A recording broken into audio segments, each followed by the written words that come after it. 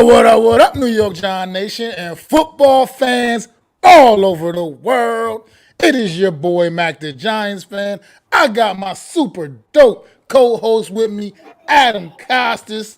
You know what time it is. It's the real deal NFC East Round-Up. Punch that intro, baby.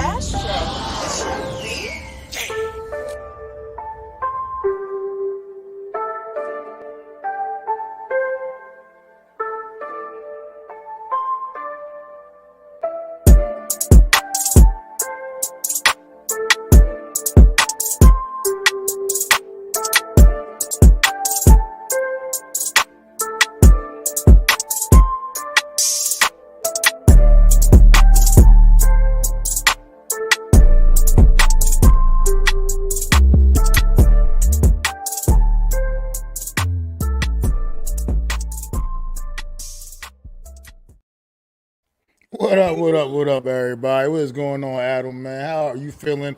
It is week one is finally in the books, and guess who's 1-0 for the first time in 6 long years? Woo! I am feeling good. This Victory Wednesday, man, it can't have a better feeling.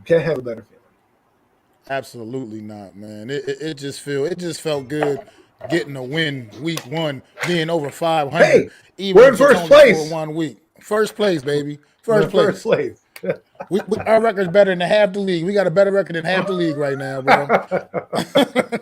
Oh, man. Look how low we have stumbled in the world of Giant Land where we're like, yes, 1 win. We're ahead of the league. Oh, man. It's funny to laugh at, but it is so true that, hey, we finally get a taste of victory. It's been a long winter, and a long summer. So it's about time we saw some positivity around here. So absolutely, man. It's been. I mean, look, the fact that we won a game that nobody even expected us to win, man. Like a lot of people, ourselves included. Look, yes, man, we apologize. Look, yeah, we're ecstatic about the victory, man. But we had to pick the game the way we thought it was going to actually go down, man. And we'll talk about it when we get there. It could have had we could be having a sorrow Wednesday right now. 47 yards and a whiff, and here we are. So, Lady Luck, I thank you right now. May you bless us with more games this season. You need those blessings, man. Blessings on top of blessings on top of blessings. But as we gonna get the show started off, man, we're gonna take it to the nation's capital, man. On 9/11, Jacksonville Jaguars went to go visit them Washington Commanders. And let's just shout out to everybody on 9/11. We know the games were going on, but obviously 9/11 is a day that our country will never forget. And, I just wanted to say, to all those that lost their lives, we were thinking about you, and we're praying for you and those families. But let's get into Washington Commanders. Oh, man, yeah, the Washington Commanders went down, or they were at home, Jacksonville came to visit them, and the Washingtons left out there with a victory, man. 28-22 over the Jacksonville Jaguars, and it was a kind of weird, interesting game. It was went back and forth for a little bit, but then Carson Wentz proved to be a difference in that game and made the plays that needed to be made down the stretch. Spread the ball around really well. He went 27 for 41 for 313 yards and 4 touchdown passes. What was that? Now, granted, 4 touchdown passes, bro. And who was this guy again? I think you said some guy I heard of for once in a while. I think his name was was there a Carson or something? Carson Wentz, man. That's what I'm talking okay. about. I mean, he did throw. What's going on, his squad? He did throw 2 picks in the game as well. One of them was actually a spectacular play made by Trayvon Walker, number 1 overall pick in the draft from the spring. But he threw 2 picks, but he made up for that by getting 2 clutch touchdown passes late in the game. So Carson Wentz is definitely already making an impact on his Washington Commanders football team. How do you feel about Wentz's performance on Sunday, Adam? I think Washington got what they paid for, right? This is exactly what they wanted. A guy who can come in and deliver when the game is on the line. Taylor Heinicke's probably not winning that game. I'm sorry. He's not. Carson Wentz, yeah, so he threw 2 picks. He shook it off and threw 4 touchdowns. He was their entire offense. I know people want to look at that, but look at around the league, how many guys threw 4 touchdowns? Like he said, the one pick was a spectacular play by the rookie. So I will chalk that up to just they play defense on the other end. Sometimes the defense makes a play.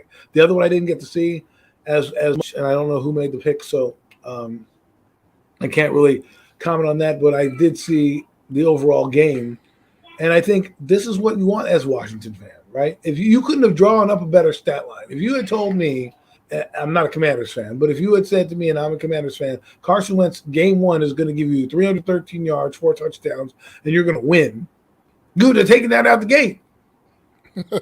And so here we are. And I know I know a lot of people laughed at me last week, but this is the difference between a quarterback that has been there, done that, and is damn near MVP, and a team around him, right, that believes in him. I mean, look at those receivers, okay? Scary Terry was all over the field. Jahan Dotson, all over the field, okay?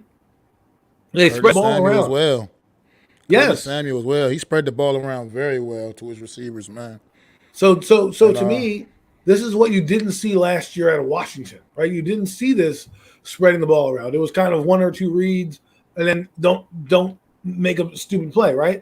You bring in a quarterback to finally play with a defense that wasn't great, but good enough, right? Good enough wins in the NFC and in the NFC East, especially if your quarterback can drop 4 touchdowns every week. Not saying he will, but the threat of him doing that will open up everybody else. Absolutely, the running game didn't provide too much for him this past weekend. They only had 85 yards on the ground as a team, but Carson Wentz made up for it with his arm. He was able to beat the Jacksonville Jaguars through the strength of his arm, man.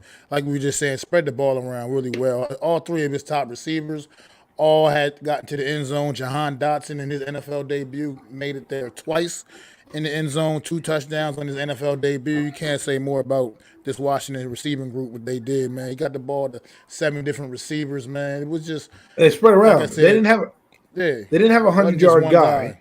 They didn't have a 100-yard guy, but look at this. Gibson, who they wanted to get rid of, 7 catches, 72 yards, okay?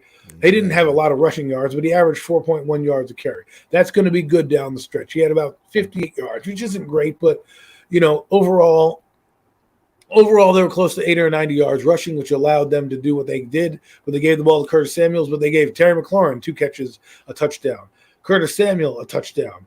Jahan Dotson, like you said, 2 touchdowns, 3 catches. I mean, that's efficiency if I've ever seen it. Not to mention, look, this 40, 45, 55, 58, 72. Like, he accumulated 300 yards without having a 100-yard receiver. That's almost impossible to do. Exactly.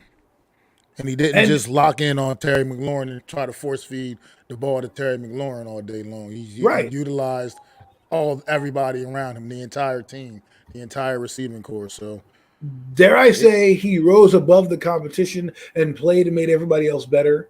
Is it fair to say that's what he did in this game?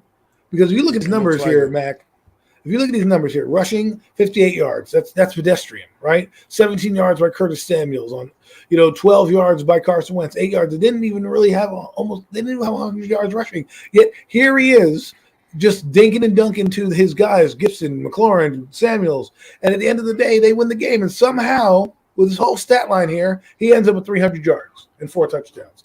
It's incredible to me. Absolutely, man.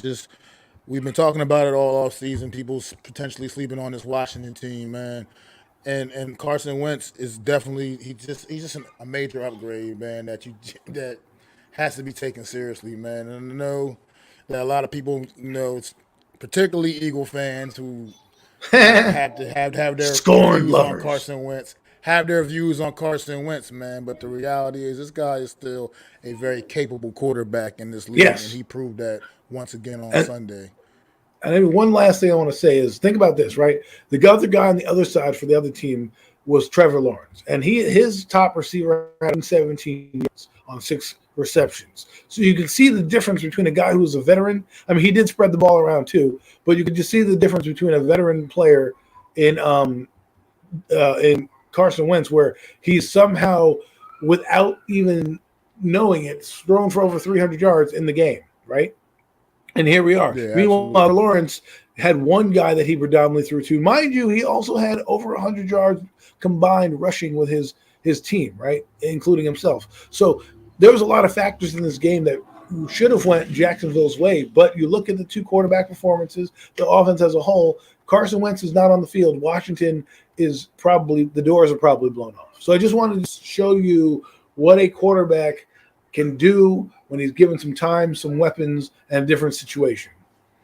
Most definitely. And I mean, the defense, up and down performance, nothing spectacular, nothing they did jumps off the page at you. I believe they only finished the day with like 2 sacks.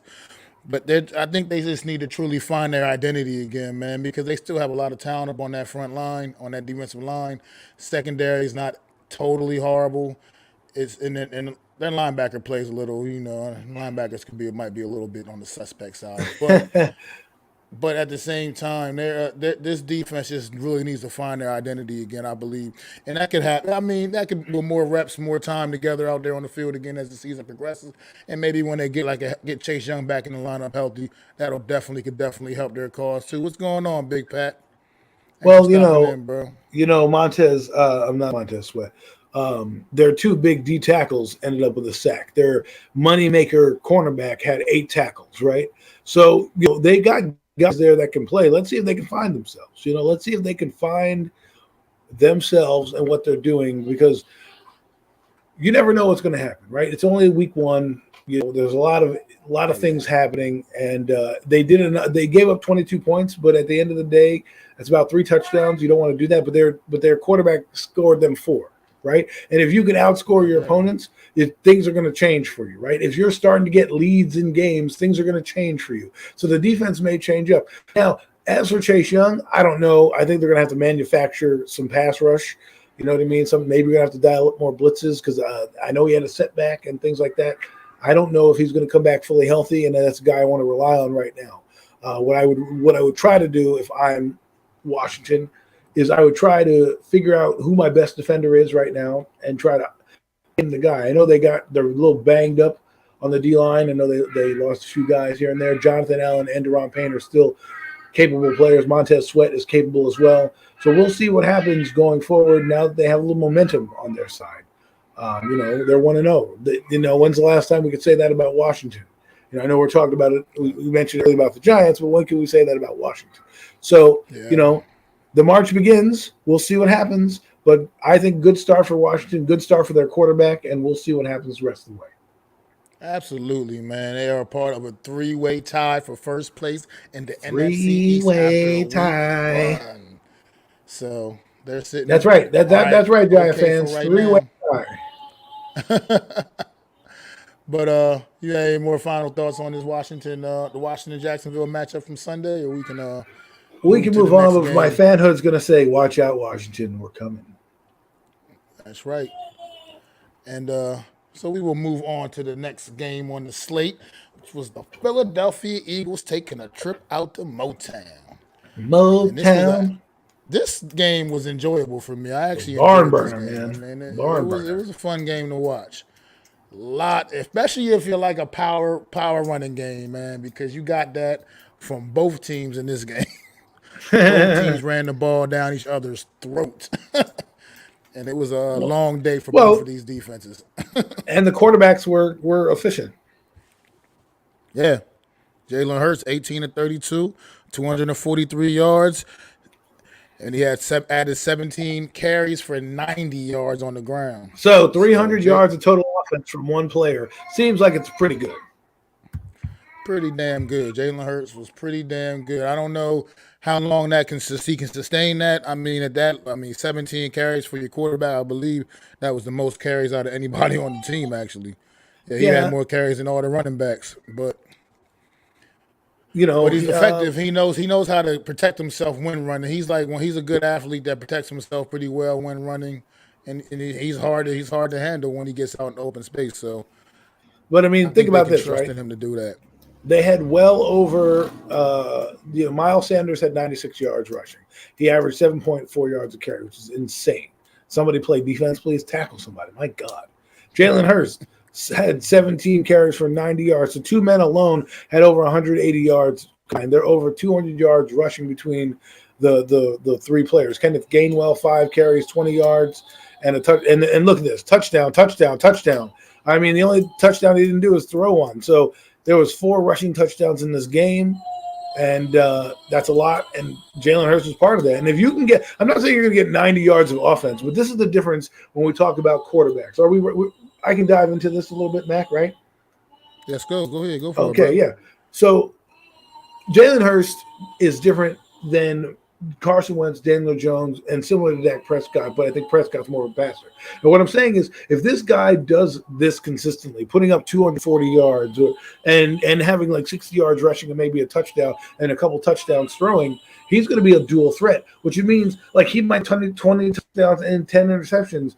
This is only going to open up the Eagles' offense going forward, because when they run RPOs, you know, you're going to believe them more, because this guy, like I always think about, like what would Barkley look like if, you know, people say Jones is a runner. I don't think he's the same runner as like a Jalen Hurts in my eyes. No. I think Jalen Hurts is a smoother athlete than him. It's but for me, more natural for like Jalen Hurts and those guys. Right.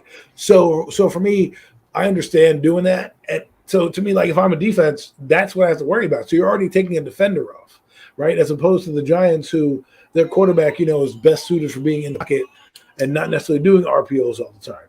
So with that added element, if he could just be consistent at throwing, now he didn't have a great game percentage-wise throwing, but 243 yards, no interceptions, and having 90 yards rushing, that's a pretty good day at the office. I'm not going to lie to you. Again, so my point is, this is good quarterback play. This is exactly what you want to do, and especially in this day and age, look at these numbers. Let's look at who he threw to, right? A.J. Brown. Thank you, A.J. Brown. Thank you for going out and getting this guy. Bernie Mac had 10 catches for 155 yards and 15.5 average. That's insane. Their tight end went off for 3 catches, 60 yards. Offense. Can you say offense? Because that's what they brought. And again, they predominantly went to one guy who had all his yards, and then Dallas Goedert and a few people. So 2 men dominated the passing game, and then 2 men dominated the running game, and then their defense did just enough to get the Lions flustered. I will say this, though. The Lions didn't impress me with their energy. They came out and really, really let the Eagles know that you're not going to run us over this afternoon. You may be the better team, but we're going to fight tooth and nail. And although they came up on the short end of the stick, that first drive kind of got Eagle fans. You know, I know some Eagle fans were kind of like, oh, my God, what's going to happen? Are we going to be upended by the Detroit Lions? But as it was, the football gods did not approve of the Lions winning, so the Eagles are victorious. I mean, the Lions competed hard this whole way throughout. It's just like they did all last year, pretty much. This team just competes. They just got to figure out a way to win football games. They just can't seem to figure that part out, but they ran the ball down the Eagles' throats, man. Their run defense allowed 181 yards. The Eagles' run defense allowed 181 yards on the ground, and I believe DeAndre Swift, who had most of those yards, 144 of those yards. I mean, Eagles going to have to clean that up. If they're going forward, they're going to need to clean that up if they want to compete into January. You know what I mean? DeAndre Swift is one of the stars of Hard Knocks, and he really is coming through. 15 carries, 144 yards, 9.6 yards carry average. Yeah. And like you said, Mac, if this team, the Eagles, want to be championship caliber, it's got to be ratcheted up real quick, because you're going to have other teams, especially with 26 coming down the road, looking like a new man, looking like he came up. Like, you know how Darth Vader, you don't watch Star Wars, but Darth Vader, right? When he's fighting Obi-Wan, he gets all burnt up on the lava, and then they bring him back and put bionic arms and everything on him, and he comes back a fresh new man. That is what Saquon Barkley is. He is like a cyborg coming out there. So Eagles, you got to ratchet that up. As far as the rest of it goes, we'll see. I mean, they play a big game this week against the Vikings. Monday night. Yeah, I mean, I guess we didn't talk about the Commanders game, but we can always circle back to the Commanders team later. But I think if they're going to try to play a team like the Vikings, they got to get that up, because they have Dalvin Cook over there. They're spreading the ball around. It's going to be a fun matchup on Monday Night Football. Monday Night Football is probably going to be the game of the week. I wouldn't quite say that, brother, because Thursday night we got quite the matchup on tomorrow night. Don't Oh, forget excuse about me. I that. forgot. You're right. I forgot. Yeah. I forgot. I forgot about my. Yeah, we got the Chargers and the Chiefs Thursday night, so that's probably going to steal the show for the week, and it kicks Right, the you're week right. off. I should have known the guy that I picked to win the MVP and the Super Bowl is out there. By the way, Raiders who? My God. 3 sacks. And you know what Khalil Mack said? I want more. I should have had more. I'm like, damn, you want to talk about rejuvenated, like I said, Barkley was. Man, you finally gave Khalil Mack a winning situation, just like Von Miller, 2 of the best pass rushers. Whoa, Wow. in the same conference? Quite That's impressive. the championship game right there, folks. Bills, Chargers, two of the best young quarterbacks, 2 of the best old pass rushers coming to town. It's going to be fun. Sorry, I know it's the NFC East, but woo! But yeah, I mean, but in the Eagles in their own right, real quick, just they're going to also be a tough team to deal with just because of their ability to run the football as they prove. Because between their running backs, having 3 pretty capable running backs, they also got that damn quarterback, like you said, Jalen Hurts. That's just adds another dimension to that run game, man. All 4 of them getting into the end zone. Jalen Hurts scored a touchdown. Then Miles Sanders scored a touchdown. Then Kenneth Gainwell scored a touchdown. Then Boston Scott scored a touchdown. A lot of rushing touchdowns. They 4 touchdowns by 4 different people. That's not really something normal that you see in today's NFL either. You know, I wonder where the stats are. I didn't get to see it in the game if they even put that up there, because that's something interesting. I'll probably look that up to see, just because that seems like a stat like, wow. 4 different guys touched the ball, 4 different rushing touchdowns. I want to touch on the defense real quick. I know the rushing defense had some problems. Maybe they're going to insert Jordan Davis in for that one. Well, Jordan Davis was actually pretty quiet in this one, man. I mean, I know it's his first real NFL action as far as in the regular season, but he was pretty quiet. I think he only had like 2 tackles literally in this whole game. That's basically it for him on the stat sheet in this one. But I mean, I think he'll get better with more reps, and I'm sure as the season progresses, because that guy is a load, and he is quite the talent from out of the University of Georgia. But what's going on, Coach Ed? Thanks for stopping in, man. Appreciate the kind words. And what's up, Miz? Thanks for stopping in, man. But yeah, so I believe that this Eagle run defense, I mean, they need to stiffen it up, and it could be with getting Jordan Davis in there a little bit more, because I'm not sure how many. I mean, I know they lost Fletcher Cox. Extent, but I don't know how long the Fletcher Cox injury is, but he was a little banged up. But I know, and they lost Nick Barnett, which is going to hurt their defense. I think you'd think the Eagles would figure that out. They're going to have to figure that out. Sirianni's a coach that's going to do it. That's why it's funny. I look at 2 coaches in the league that look like complete, like, dudes that are dorky guys. Nick Sirianni's one. The other one is that guy down in Miami. I mean, God, I was watching him on the podium today. I said, "Is that guy a science teacher? Is he like, yeah? Is he a nerd? Like, what doing here? What is going on? Like, is that Dexter's laboratory up there? My God!" He's like, and the way he talks too, he's like, "Well, we're gonna win." You're like, this is the dude that got beat up in high school that was doing your taxes, like, and apparently whatever. I bet you he's like some animal in behind closed doors because their team's winning. So, but yeah, Nick Sirianni, I know I'm off a tangent. I'm just having fun. It's football. We've won. We get to express our winning views, and sometimes your brain just has a little fun with it. But yeah, Nick Sirianni, I think, is going to be smart.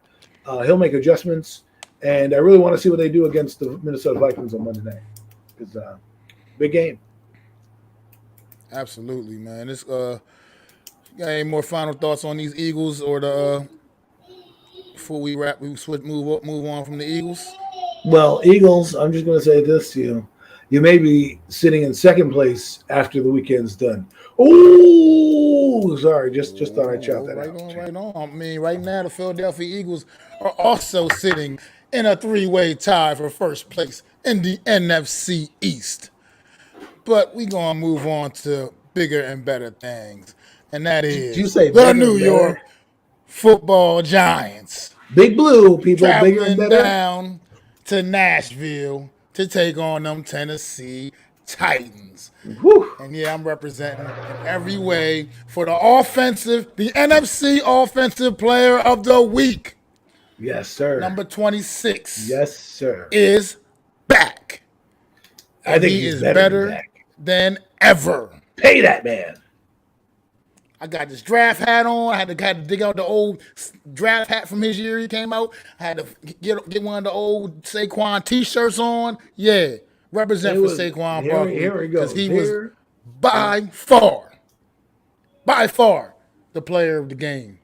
By far, the reason the New York Giants took that one home and had a nice little plane trip ride back home, flight back home up here to the Meadowlands because he put the team on his back, absolutely put this team on his back on Sunday, man. 18 carries, 164 yards, six receptions for another 30 yards. Saquon Barkley nearly with 200 yards of offense. Only quarterbacks had more yards than Saquon Barkley as far as total yards. Only quarterbacks did, you know what I mean? No others, running backs, no receivers. Nobody else had more scrimmage yards than Saquon Barkley. I'm ecstatic because there's so many people been doubting this man and saying, man. "Oh, we got to get rid of him. Not us. He's washed. He's this. No, he ain't the same guy no more. No, I will tell you this. He is healthy now. He's healthy. I will say this. I was a guy who said if he gets traded, he gets traded. You know what I mean? But I also knew that he was coming with it this year. You know, it's good to see. It's magnificent. I never didn't like the Barkley pick. You know, obviously, I went in a different direction. I would have went with an offensive lineman personally. I would have went with the Nelson kid. I took Quentin Nelson. I would have took Quentin Nelson myself. But when Barkley was there, and all these people tell you that they hated Barkley, revisionist history. They all loved him. They loved him. And guess what happened in his rookie year when he broke out and was rookie of the year? Everybody loved that guy. Couldn't wait to get an actual quarterback in here to get going with him. That's right. We're still waiting on the back, but now we have a running back who's poised for a big year, who's going to have fun. And the thing that I like about Saquon is he ran differently. There was no jukes and no spinning and jumping. Nope. It was, let me put my shoulder into your chest and keep going. And like you said, Mac, through people, he carried this team. And I want to just say something about this game. First off, Brian Daboll, hats off to you. Because when they came out, they were getting their asses kicked all game long the first half. All game long. Couldn't get out of their own way. The only guy who was working hard was Barkley. Jones looked like what? Jones, looked like Jones. Everybody else was everybody else. And you had Sheppy running around the field, right? He went into that locker room, made adjustments. Hello, Joe Judge. Maybe that's what you should have done last year. I mean, adjustments on both sides of the football, not just one, on both sides of the football. They made minor adjustments to help them win the game, right? Kafka comes out. Instead of doing man-on-man, he pulls a couple guards here and there, and you see John Feliciano out there blocking Zach Cunningham on that long-ass run. And those are the type of things you see with a coaching staff, is a coaching staff that I believe is headed in the right direction. Am I going to be one of those guys that I read online today that's saying this guy's going to win us the next Lombardi? No. Do I think this team can go 4-0? I've mentioned they can go 4-0. I said they could possibly do it. Things have to break their way. Right now, we're off to a good start. The coaching staff has me believing that we can be in any game. Unlike last year where you sat there and I'm like, what are you doing every time we touch the football? I want to know the great story. One day we're going to find out what the true story is behind Joe Judge and what really went on in the locker room. The further out it gets, the more the leaks will happen. But there was really something going on there where either they were masking that they were too bad or something was happening because they didn't even play. They didn't even look like a competent football team. This football team came out, was competent, kept it close, and like I said at the beginning, Lady Luck came through for the New York Giants. There were three plays or three possessions in the game that kept the Giants in the game. I'm going to go over them, not in specific order, but the muffed Henry play where he was the Wildcat quarterback. There was the muffed tight end around where I don't know why you're getting cute when you have the big in football. Turn around and give him the rock, right? And then, of course, there's the 4 plays as well. The muffed punt, which kept the Giants in there that we recovered inside the 10, which obviously didn't amount to nothing because Daniel Jones is an idiot. Turned it over 3 plays later. Yeah, like the idiot. But then again, the missed kick as well, right? Because normally the Giants are on the losing end of those kicks. 47-yard field goal is I wouldn't say a routine field goal, but it's the one that, maybe in the 80s and 90s was missed a lot more. Now, in this day and age of kicking, we got guys attempting 58-yard field goals from the moon, making them. So, and people, because people think that I'm a hater of the Giants, okay? And I'm a hater of this team. You know who was on all fours? Funny story. Giants are playing. My wife is in the kitchen making nachos, okay? The Giants just scored a touchdown, with Chris Myrick, and the Giants scored the 2-point conversion. I'm like, whoa, yeah, whoa, loud. She could hear me as clear as day. And so all of a sudden, the Titans get the ball back with one timeout.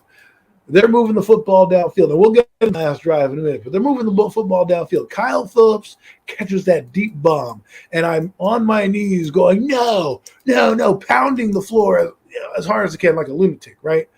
In the prayer position, but now on all fours because I'm praying for the football gods to give us some type of luck, right?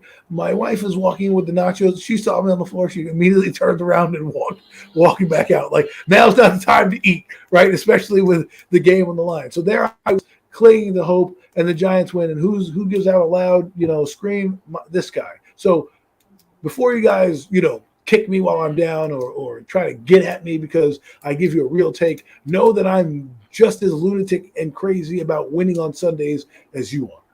All right? I just wanted to put that out there because I know people think, especially, my big Dash guy, right? I think last week he was getting at me for being negative. I just wanted to let you guys know that this guy was on all fours praying to the football gods that the kick would be missed. And guess what? I guess it worked. I guess I have to watch TV in the same room that I watched last week because they won. So I'm not leaving. If they go 16-0, I'll be in the same room all season. So anyways, I know I went off on a tangent there, but I just wanted to tell the folks that that little funny story about it and how it happened. But let's get into that last. Where do you want to go from here? Let's talk. Let's stick with the offense. I just want to say what's up to a couple of people, Tudo and Big Dash. Thank y'all for stopping into the chat, man. Really appreciate you guys coming through. But as far as this, you said you want to talk about the last drive? No. Let's get into the offense because there was more to it than just Saquon Barkley. I do believe Barkley. I do believe Barkley was the main difference in the game.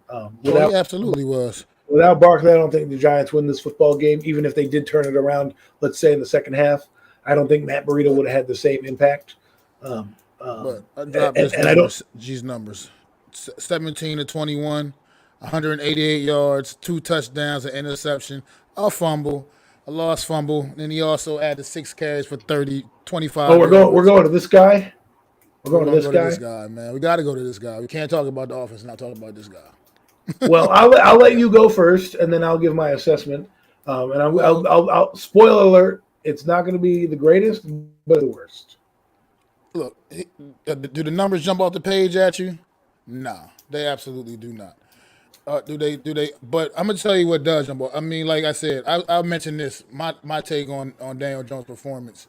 Big Dash was that what he did was he had the fumble. I don't put the fumble too much on him. It was a blindside fumble. He got hit from the blind side on that fumble. I don't put too much on him. I think most quarterbacks fumble in that situation get hit the same way and fumble in that situation. Honestly, I think most. Every time I look at that play, I look at it over and over again. I think most quarterbacks would pretty much put the ball on the ground in that same situation. But the interception, obviously, that's egregious. That's unacceptable. He's got to stop doing things like that, period. Point blank and period. It's one thing to throw an interception. It's one thing to throw a horrible interception. And that's what that was. That's routine. That was a horrible interception that he threw. So he does have to clean that up. But here's the positive about that interception is that I feel like Daniel Jones a year ago would not have been able to shake that off, and it would have just been a complete spiral the rest of the way. You know what I mean? Whereas this week, I mean, you saw this clip on the sideline. Brian Dable, who said he wasn't talking to Daniel Jones, but we know who he was talking to. He was Can't lie definitely to us, giving Daniel coach. Jones an ear. He was definitely giving Daniel Jones an earful, and Daniel Jones went out there and responded and played very well the rest of the game. Now his number is 17 to 21. Think about that. That's only 4 incompletions, which means he wasn't necessarily airing it out, other than the big play to Sterling Shepard, but at the same time, he was taking what this defense was giving him, and it was to the tune of he only had 4 incompletions. So, I mean, that's on most days is pretty acceptable. However, it was only on 21 attempts. But at the same time, I just feel like even though still want more from Daniel Jones, I'm going to take this still as progression because I feel like a year ago, this same kid would have just completely spiraled out of control after those turnovers, and we would have never been able to regroup, and it would have just been downhill from that point on. So I will say that for the positive, and I'll let you air it out, You Adam. let me be the bad guy. Okay. let me be the bad guy in this situation. Look, congrats to winning. That's your job as a quarterback. I didn't see anything that overly impressed me about Daniel Jones. Still's got the same happy feet in the pocket. Still has terrible pocket awareness. Still has a slow release. You know, the fumble, I'm 50-50 on the fumble. I know it got stripped out of his hand, but sometimes I feel like I watched the play, and you can see that guy clearly is coming, you know, and he fumbled it. I'll give him the benefit of the doubt, but those are the type of fumbles he had his rookie year as well. Same thing, and the same reason why, right? Because if you watch the play, Mac, he gets up and his shoulders are ready to go, and he could easily have thrown the dump off to the flat. But what he does is he's waiting for the Sterling Shepard 7-yard post route to break. And because that route doesn't break, and Josh Dudu decides to olay his man like he's a matador at a bull event, he's sack fumble. So I'm a little nitpicky, but that's about it. But overall, he was Daniel Jones. Jones is Daniel Jones, and I think that's what people need to understand. This guy is who he's going to be. He's going to be average. Geno Smith had more yardage than him. Okay, Geno friggin' Smith. And Geno Smith took what the defense gave him. So I think what they're doing, and this is just me, they're afraid of Daniel Jones dropping back too much because of the fumble that you saw. The more times you put the ball in harm's way, the more likely he is to turn it over. The interception was the most egregious play ever. If the Titans got out of their own way and won the game on either the field goal or decided to mount a good drive and kick a field goal or something to win the game, we'd be talking about that right now. These cannot go unnoticed. These are plays that lose you football games. These are first-year plays. This is what I bang the table about to you guys. This is the type of stuff. This means the Tiger doesn't change his stripes. You can change the coach. You can change the culture, but it don't change the player unless he's a special athlete like Barkley. And that's what I kept telling you guys about. The difference between him and Jones was you knew how good he was. It's just the little things that he needed to improve on. These things, we're still 4 years in, and they haven't changed. And that's my cause for concern. It's like I mentioned, though. Look, one thing that did change was the way he handled it after that interception. Like I said, that to me has changed. That's not the way he used to respond to those kind of plays before. Those kind of plays, like I said, was the start of the snowball. Every time before, and this time he was able to shake that off, a la, I hate to do this, but a la Eli when he wouldn't throw some of his bonehead interceptions from time to time back in his day. Eli always had that ability to shake it off and keep gunning and keep throwing that thing down. Yeah, but at the end of the day, Mac, I saw things from a quarterback that would cost us games in a bigger game. And thankfully, Barkley was playing out of his mind because in the last drive, he didn't really do much outside of get a first down, right? He got that running play first down. Everything else was Barkley on a long run, 2 long runs in the game. He had one at the end of the drive where the ball popped out and the ball ended up at the 20-yard line because it got fumbled, right? So Barkley ate up a lot of yards in that last drive. He got a crucial 4th down and made the plays that were there. But we're talking about a quarterback for the Giants that if people decide to stop Barkley, and that's going to be a Herculean task, especially going into next week, that he's going to need to win us a game. And like Carson Wentz, or Jalen Hurst, I need to be able to trust him in those spots. And right now, I still don't trust him in those. I mean, yeah, I'm not. He's got some cleaning up to do, man, most for sure. But I think we've been previewing this game for a long time, obviously, since like when they first announced the schedule back in May, and this is how I feel about it. I think we both always felt as though this game was going to be like it was, a game where both teams were going to try to assert themselves on the ground, and we were able to assert ourselves a little bit more. I should say a lot more. and I want to say, like, offensive game plan, great job, Matt Kafka, to make adjustments when you had to, ride in the hot hand, and Garrett get a good run, and then we decide, yep, let's pass it here, and thwart all the momentum we had, right? Or do a reverse play when it's 2nd and 5, and you're like, let's do a reverse because we haven't called that in a while. It was more like structure. Hey, we're going to run to the right. Oh, that worked. We're going to run to the right again. Oh, that worked. We're going to right. You know what I mean? Yeah, absolutely. I mean, well, let's move on from Daniel Jones because we got plenty of season to talk about Daniel Jones. But unfortunately, hopefully it's only 16 more weeks. Our first round draft pick from a year ago, 7 plays, 7 snaps. That's all he got. 7 snaps. I'm not happy. According to Coach Dable, that's just the way it worked out. There's nothing wrong with him physically. It was just the way the game plan worked out. They just didn't call the packages, didn't call the plays for Kadarius Toney in this game. The way the game was passed, according to him. I don't know what's true or what's. No, I think he's trying to be in the States because he's straight lying to our faces, Joe. That's 2 lies he had in the same press conference. The one where you're like talking to Daniel, I'm talking to the people upstairs. Dude, we have cameras. You were not wearing a headset. And the other lie is the Kadarius Toney. Well, that was how the game. No. That is that is your best receiver, second best skill player on your team. And you're telling me he had 9 plays in a game? Do you think I'm smoking crack? You know what I mean? I'm not the smartest guy, but I understand when I see, like,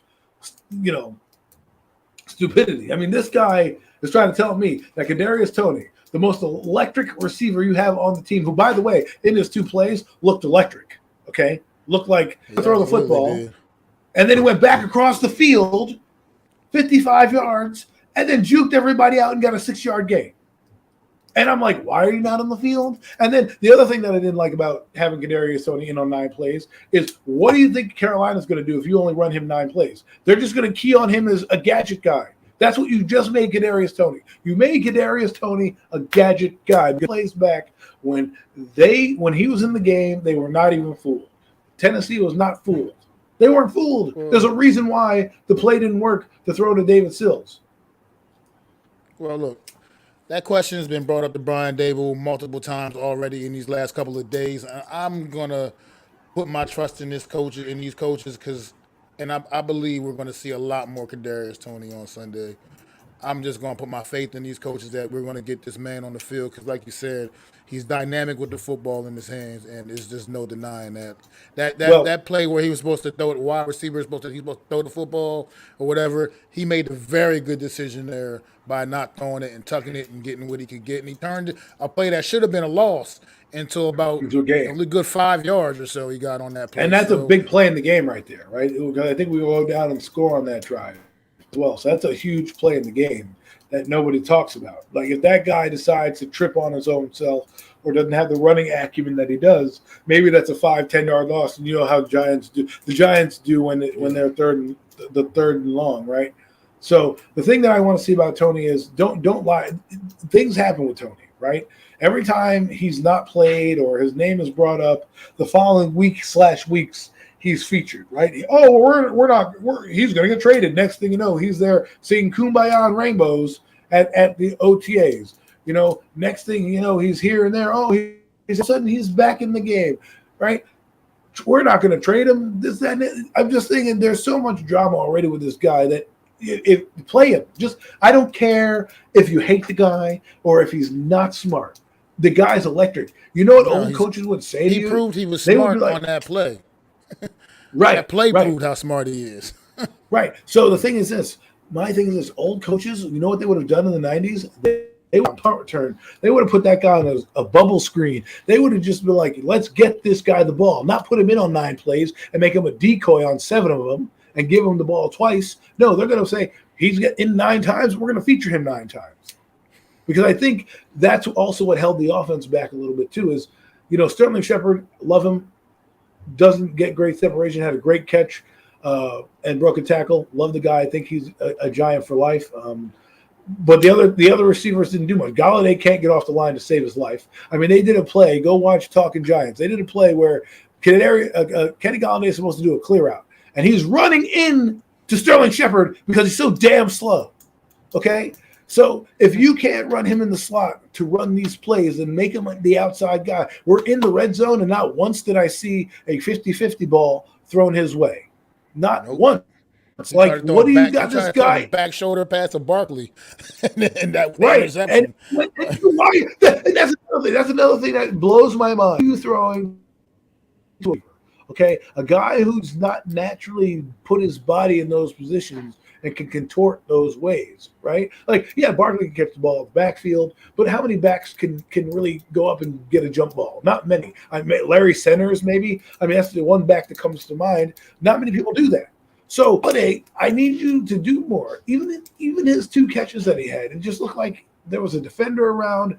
You need to be doing more. I don't know if it was a feature. Like, look at Sterling Shepard. Sterling Shepard, God bless the kid, right? Blows out his Achilles, comes back. Game 1 has a friggin' touchdown, which reminds me of last season because game 1 he had a touchdown as well, against Denver. So Sterling Shepard coming through in the clutch. Let's hope he can stay healthy because he's a bright spot in the offense, but he needs help. Richie James.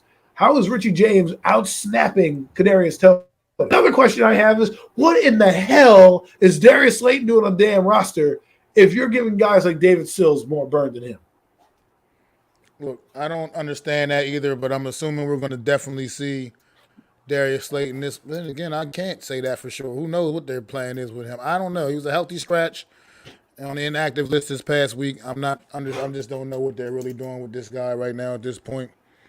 But, yeah, and Richie James he played well. He played great, phenomenal. Appreciate what he did out there on Sunday, but he shouldn't be getting more snaps than Kadarius Toney. So I'm thinking this week we're going to see a lot more Kadarius Toney because it's just been too big a topic in the media all week, and we know how that New York media can get on and can get to anybody. So I'm pretty sure we're going to see a lot more Kadarius Toney. I can't say for sure.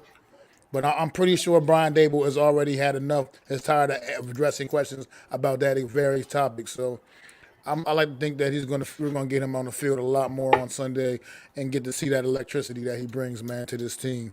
Especially in the home crowd. That could be he could be what ignites the home crowd. That let's say because the Panthers, and we're going to get into the game in a little more detail, but the Panthers are they saw what 26 did, and I know that they had a terrible rushing performance against Cleveland, and we'll get into it, but they're not gonna want 26 to wreck the game. So Toney could be your fire starter that gets this team going.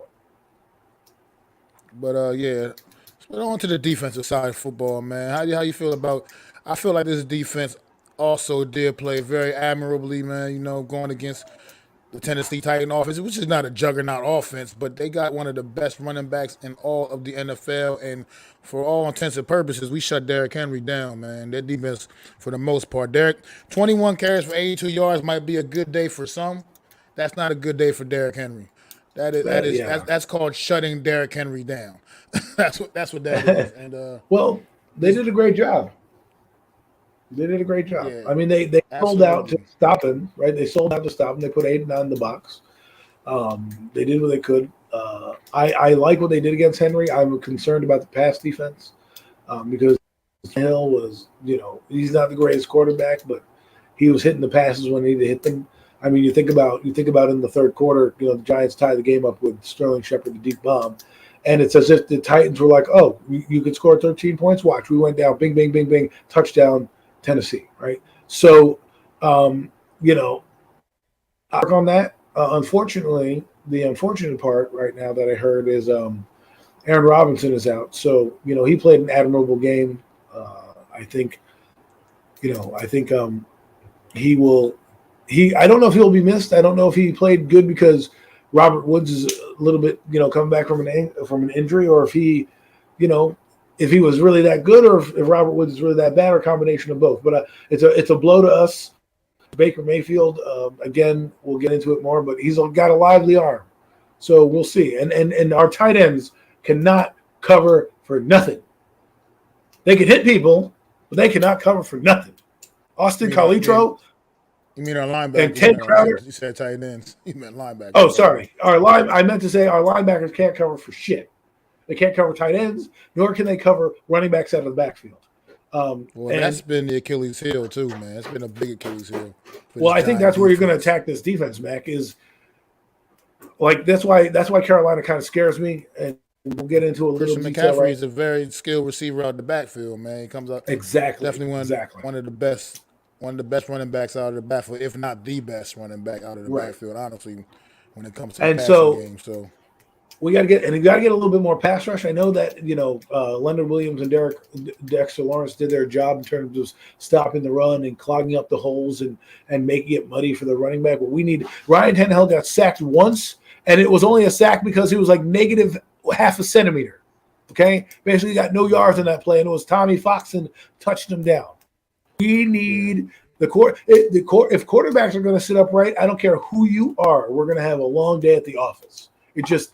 I know you got to put in perspective, though. We had our two starters were out. Our two starting edge rushers, neither one of them played in the game. So we went into that game with all the backups. And these guys are literally on the roster to be depth pieces, but they had to be starters on Sunday, and they proved why they're not the starters. That's what that looks like. But the blitzing didn't even get home, right? The blitzing didn't get there. They were sending 5-6 guys, and they still were getting blocked up. So there's more to get pass rush than just your two edge guys. And look at what Tennessee did. They brought corners. They brought linebackers and disguised the coverage. They did stunts, which is what still beats our linemen. Changed the linemen. Still can't figure out a freaking stunt. Stunt. I know they're not going to see Jeffrey Simmons every week, but they have Brian Burns coming, and that interior, while it's not the greatest. We're going to get into it a little bit. I keep spilling some of my notes here, but you need to be better than that, okay? And I think I want to say Leonard Williams was playing within Wink's system, and that was allowing him to be. Do not make Leonard Williams an edge rusher, please. Come on. The guy needs to be inside, okay? He needs to be inside, penetrating the interior of the defense. Let these guys be. And I want to see what Kayvon and Azeez can do. And the thing that I'm worried about is like Azeez coming back. He's coming back on an artificial surface. That's what I'm worried about, because if it was grass, and the Giants, the reason why we think they can go 4-0, here's one of the reasons. They're playing 3 home games back now. You've got Carolina at home, Cowboys at home, Chicago at home. So the reason for optimism has to happen, but it has to start, and you have to get a pass rush. Otherwise, these guys will beat you. They're in the NFL for a reason. I know guys, we want to hate on Justin Fields or Baker Mayfield or Carson Wentz, but these guys all have acumen. They've all been first-round picks, and we've all seen them have a game or two where they can go off. Don't let this be the game where they go off. That's all. Well, I mean, as far as the pass rush goes, right now, that was week 1, and we were out there. We were out there with neither one of our starters on the edges, neither one of them. So I got to chalk that up to having an effect on the pass rush. I mean, it is what it is.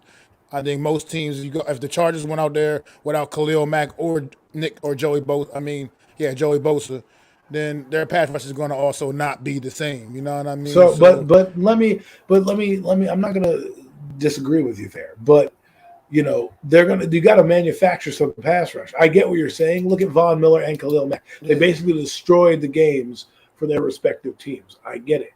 But all I'm saying is that, it looked like it came easy to Tennessee. It looked like it was a chore for us. And even without the pass rushers, I expected a blitz, a linebacker, or something to get in the backfield. I expected somebody not named Tommy Foxon to get a sack, okay? That's not the guy that I thought, he's going to have the first sack of the year. I was a betting man, and I bet that I'd probably be betting – I'd probably be getting a lot of money right now. I should have put a hundo on a Tom and Fox sack. But at the same time, like also while you were talking about Tennessee making it look easy, got to put that into perspective too. You had Jeffrey Simmons working a lot on the young Azudu inside, and he was giving them work. He was definitely giving them work. So you know what I mean. Jeffrey Simmons is a pretty much a all pro type of talent going against a rookie most of the day, man. So I mean, you gotta. I just like to put those things into perspective, man. Week 1, and I think I want to see what this patch. I want to see if once we get Aziz and Tiz back out there, if we're still not able to figure out a way to get to this football a little bit better. Like you said, the blitzes need to get home a little bit more because they definitely were not. I mean, couple pressures. And we'll talk about that Xavier pass McKinney into coming the in off of. You had Xavier McKinney coming off of safety blitzes a couple of times, just wasn't quite getting there. But yeah, I do agree. We do need to figure out. No matter what, at the end of the day, if we're not going to have to go have those guys, we do got to figure out a way to generate a pass rush because that did have an effect. That did almost cost us too. Tannehill was sitting back too many times on Sunday with a very clean pocket and just all day to look down the field. And that brings up the next topic. That's secondary, man. A lot of us were worried about the secondary coming into this game, man. And overall, like you said, Tannehill's numbers were pretty good, but overall, he didn't get much down the field. You know what I mean? He was once again taking what the defense was giving him, and he wasn't getting too many big shots down the field off. So the secondary, they were holding their own back there for the most part. And and I am a little bit worried about Darnay Holmes too. Speaking of this question we got up here, because Darnay Holmes was making quite a few head scratching mistakes, penalties, and we just you can't have that, man. He's a third-year guy now. That's I think he's a third-year guy. I do believe. I think that's going to be. Guy. Well, I like Darnay Holmes, but he's not a good man corner. He's a good zone corner. But when you put him on man, he gets a little beat inside. I think he'd probably be, honestly, I think you should switch him and Robinson and put Darnay on the Robinson on the inside because I know Robinson's built for the outside, but he played slot. I think maybe a position change might help him out, allows for less holding. You can play him off the ball a little bit more, really have his speed attack the receivers. But Darnay is a liability, and don't think the NFL doesn't know. This has been his MO for a couple years now. Again, like I told people, Tigers don't change their stripes much. They don't. Games are games. Coaches are coaches. People are set in their ways, and this is how you do things. This is why the difference between practice and real-life games. In practice, you can look good. In games, there's a different story to it. We say stats sometimes don't always tell the story. They're the cliff notes to the book. They might get you to the ending, but is that really the flesh and the meat of what goes on? And it's not. So, we'll see more. Right now, the Giants are headed in the right direction defensively. Pass-wise, I think you're going to see a lot better passers coming up in the next few weeks, and you got to take advantage of this weaker part of the schedule and the injury on your schedule, and hopefully you don't have any injuries. God forbid we lose Barkley with a hamstring or Tony or dare I say Daniel Jones gets injured.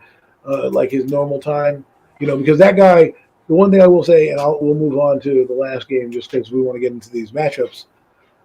Daniel Jones, learn how to slide better. I'm glad you learned how to slide, but can you get a first down when you slide? And can you put your head down? These guys were clearly coming after you, and it's probably because you're this gawky-looking dude who doesn't know how to slide properly. But anyways, good game. Before we move, real quick, Aaron Robinson, do want to touch on him right quick. Oh, yeah. I feel like that's a topic of this kid played. He struggled a little, had his struggles in the preseason. I think he overall played pretty well on Sunday, all things considered. And I think, like I said, that comes with reps. You know what I mean? I thought that I've been saying his kids, I think, is a player, and he just needs the reps. And he played pretty well on Sunday. I ain't going to say he played perfect, obviously, because nobody does that. But he played his name wasn't called negatively. Yeah, and now a few days later, this kid then had to get his appendix taken out. And I'm not a medical doctor or anything, but is that how that works? Do you know anything about that? Like, he seemed to be perfectly fine on Sunday playing a football game in the NFL. I'm not a doc, so I'm not going to touch into it. But apparently, from what I've read, contact sports can help expedite this type of situation. And maybe he got hit on it in a game, and it flared up, and this needed to happen. But if you look at what happened to Joe Burrow, he was out the entire preseason, for this game. So I don't know how long he's going to be out. Some people are saying 2 weeks. This is a contact. Think about a couple of weeks. The surgery went well from everything I read about. So, it's one of those things that from people that I know have had their appendix out before. I've known a few people that's got their appendix out. It's not like something that's a long recovery time for that. Right. Everybody's body responds differently. Yeah. Again, most people I know don't play football and get crushed by 250-pound men running over you, but we'll find out. I think it's a blow to a defense that's already kind of undermanned and lacks talent in certain parts of it. And I don't know what they're going to do. I've heard maybe Julian in corner position, but then you take him away from the safety because Dane Belton is now coming. But Dane Belton has lack of experience, so a guy like a Baker Mayfield, love him or hate him, is an experienced quarterback that can maybe manipulate a safety that's young and get behind him and try to play on his over-aggressiveness nature that may come. So it's a blow to the defense. We'll find out how he recovers. Hopefully, I wish him a speedy recovery. We need all the men. We need all the bodies that we can get going forward. The healthier we are, the more games we're likely to win. The less healthy we are, less likely of games we are to win. I don't think we're going to lose games because of health. Hopefully, I think we're going to lose games because talent is bereft at certain positions. That's right. And just want to say what's up to Alex in the chat, Big Blue in the Bronx. Thanks for stopping in, man. Yes, thank you so much. Jeff in the chat, thanks for stopping in, brother. Big Play Slay came through. Further AM, normal guy. Appreciate you guys stopping in, man. Thanks a lot. It means a lot. Normal guy, you're such a normal guy. And then we got one more game from week 1. Really? Talk about real quick. It ain't much to talk about because it was a horrible game. And by the way, the New York Giants also are tied for first place in the NFC East. But we got to talk about this Tampa Bay Buccaneers taking a trip to Jerry World for Sunday Night Football. I don't think Jerry's calling in this week. It was not a good performance at all by anybody, to be quite frank. This game was ugly and sloppy, and the Dallas Cowboys are in trouble. Because their offensive line looks about as bad as the New York Giants O-line has looked the last couple of years, and that, as we all know, is not a good thing. They lost their quarterback, Big Dak Prescott, will be out for several weeks with the injury to his thumb or his hand or whatever. It's just getting, and they had several other injuries on the night, man. The Cowboys were like the walking wounded. That training room was busy on Monday morning. I can guarantee that. So they didn't even get like some all-world great performance by Tampa Bay Buccaneers, and it still wasn't good. They still couldn't hang. So like this Cowboy team, we've been talking all off season was going to be probably that many Eagles competing for the division title here. I'm going to say it right now. Cowboys now have sunk, man, and I think that they may be just hoping they may be just hoping that they don't land themselves in the basement this year in the division. And right now it's looking pretty much like they might just do that, man, because I just don't see much life left in this Dallas Cowboy team, other than pretty decent, looking like some still pretty solid defensive play. But offensively, man, it's just Cooper Rush. I'm sorry, he just doesn't. He doesn't motivate me. I don't feel like Cooper Rush is going to be that guy that's going to lead the Cowboys to some big successful season here. And what's going on, Wales? Dallas is in Dallas. I don't feel sorry for Dallas. I don't. Of all the teams that these things could happen to, I really don't feel sorry for the Eagles, but I also don't feel sorry for the Cowboys. I mean, their fans think that they, I've two Cowboy fans who probably aren't listening right now because they're jerks, but they're my friends, and they're like, "Oh, the media is dogging us." I'm like, "What are you talking about, man? You guys are always picking to go to the Super Bowl, even if you had Cooper Rush as your quarterback." And guess what? Now Cooper Rush is their quarterback. But I think their defense is going to give a effort, and their offense is going to be terrible. We'll see what happens. Don't sleep on any team because any team can beat you. Someone was telling they go If they're a bad record, they're going to pick another quarterback. I don't think so. I think that what they would do in this, if I'm the Cowboys, is you give a blank check to Sean Payton. You say, come in, change this game up. You end up, let's say, in the top 10. You pick the best offensive lineman, or in this case, the best pass rusher, whoever's there for you. Build your team. Have a competent coach that you can trust, because guess what? They don't like McCarthy. They still don't like McCarthy. And right now, McCarthy is one step closer to the chopping block, right? And I'm pretty sure, if I know Jerry Jones, because he calls the show every week, however, his call is blocked this week, he's probably talking to Sean right now and saying, hey, listen, if this goes south, I need you to come in. Because I know a lot of teams are going to be looking at and rumored, there's no way he's not going to the Cowboys. You got Dak Prescott. And someone told me they're going to get a quarter. No, you paid Dak Prescott a big ass deal last year. No one's going to trade for that contract. And if you cut him, you're going to eat salary cap hell. So you might as well just get him healthy, because he is getting beat up. You may want to bring in a backup to slowly groom in the third round. A guy that you back up, because Dak seems like he is getting a little bit more injured, but. I don't think they're going to do that. If Dak Prescott gets traded next offseason, I'd be surprised. But the next coach that comes in is going to want to turn this around and turn it around quickly. And if you build the defense, and maybe they keep Dan Quinn, right? Maybe the next coach, maybe Sean Payton comes in and goes, hey, Dan, you want to stay on as defensive coordinator because your defense is fantastic? Then your defense is good, and then you'll have to build the offense. Like, they don't have a lot that they need fixed. But, right now, every team has their rock bottom. The Cowboys look like they're going to be hitting rock bottom this year. Well, yeah, and then for what it's worth, man, Dak wasn't exactly – he got hurt in the fourth quarter of this game, so it wasn't like he played basically the whole damn game. He got hurt late in the fourth quarter, so his numbers on the night, man, were just – they were disgusting.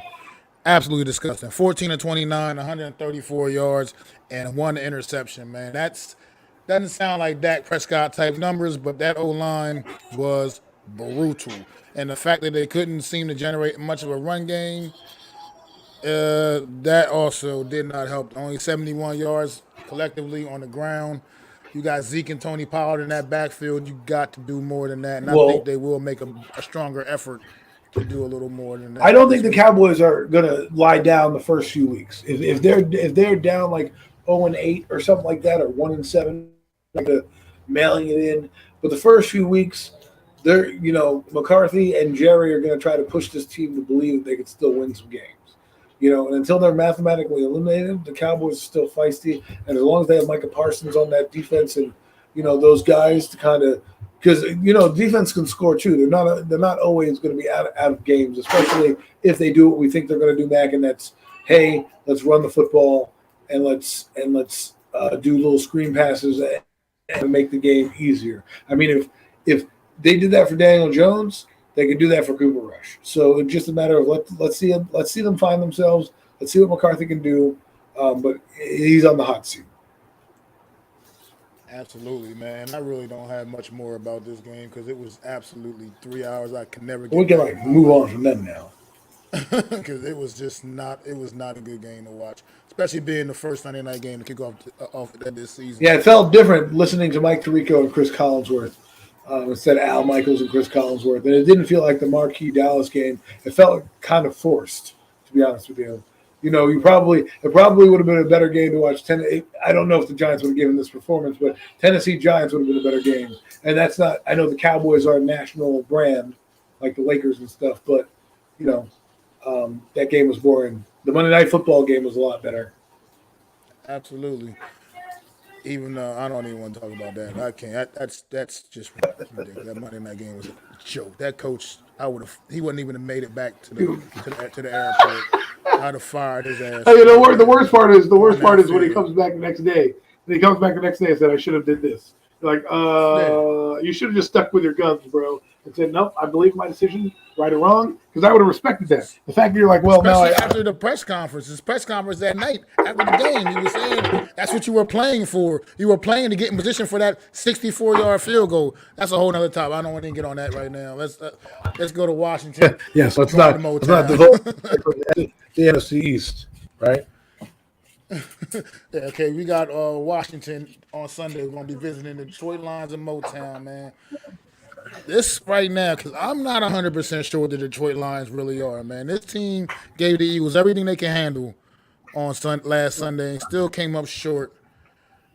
And I mean, their offense looked good. It's definitely a power running football team, and Jared Goff can do enough in the I mean, passing yeah, I game. He's mean, got some decent weapons out there in Detroit. So, how do you feel about Washington's chances in this game on the road and what's going to be a hostile environment in Detroit I in think they're that going to dome? win. I think they're going to win.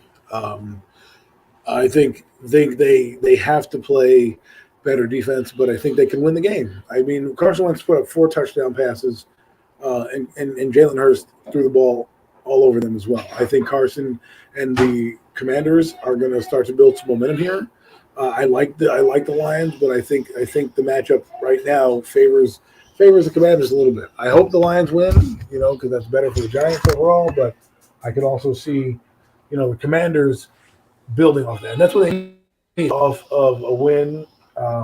This is the games that we talked about for Commanders. If you beat a team like the Jacksonville Jaguars, you need to beat a team like the Detroit Lions. Granted, I know that they're better than they were last year, but you got to beat that team. Period. I believe the Detroit Lions are probably better than Jacksonville, and it's going to be and they're in Detroit in that dome, and believe it or not, the Detroit Lions are 1.5 point favorites in this game. I was a little stunned by the line. I would thought maybe been the 1.5 would have been in Washington's favor, but they got Detroit as 1.5 point favorites. And to be quite frank, I actually think this might be a game where Detroit gets over the hump and finds a way to win, man. I think this could be one of those games where they figure out a way to put it together and get the job done. And like you said, from the perspective of being a Giants fan, that's what I definitely want to see happen. But I think they can really make this happen. I think this Detroit team showed me something on Sunday against the Eagles, man. They're going to be a force to be reckoned with. And like you said, well, they're not going to be the easy win that everybody says. Remember, we circled them on the schedule like, oh, we're going to win. Blah, blah, blah. They can win this game. They can win this game. You asked me who I'm picking. I'm picking Washington, but I can see your point where they're not going to be slouches. They're not going to be pushing. This is not the same Detroit Lions where you watch on every Thanksgiving where, they're like 0-17 and it's not going to be a game. No, this team's going to win some games. They're going to upend somebody. Let's hope that it's Washington on Sunday. I mean, yeah, I just got this something in my gut just saying the Detroit Lions, man. They're going to come up. They scored more points than us. Dan Campbell, I mean, they threw up over 30 points against what we thought was going to be a really good Eagles defense.